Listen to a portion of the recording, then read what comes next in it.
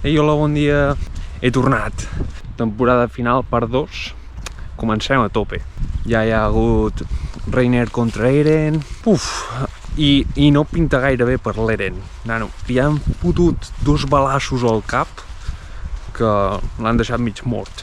Clar que també l'Eren, al tenir el tità aquell Warhammer, ha perforat en Reiner i l'altre, i això, però no té gaire bona pinta. El que ha quedat clar és que l'Eren no fa cas a ningú, perquè la Yelena li diu Eren, deixa de ser tità, no sé què, i l'Eren se la mira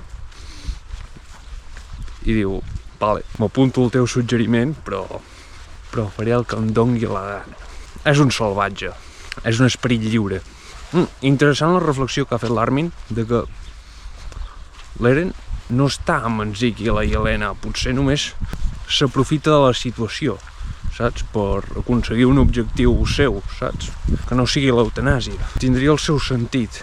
El que passa és que, clar, després del que els hi va dir a l'Armin i a la Mikasa, no em puc creure que no és que l'Eren en el fons vol alguna cosa bona.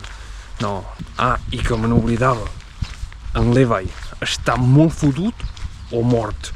O sigui, la Hange ha dit que estava mort, però jo crec que era perquè en Floki i companyia no l'acabessin de matar, saps?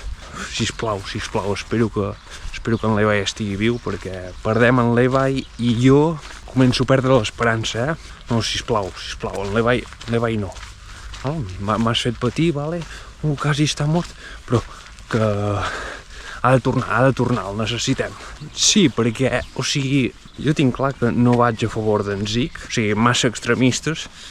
En Reiner i companyia, no sé gaire quina és la seva posició, què volen aconseguir, perquè veuen que els marleians d'aquí poc prescindiran d'ells, per tant, perillen una mica si continuen allà on estan. Però clar, tot i així volen lluitar contra l'Eren, que l'Eren és un misteri. Per tant, jo l'única cosa que tinc clar és que vaig a favor d'en Levi, l'Armin, la Mikasa, sí, són els que jo conec, i sé que són bona gent. I una cosa, lo d'en Zeke, què, l'ha curat una fada, o com s'explica això?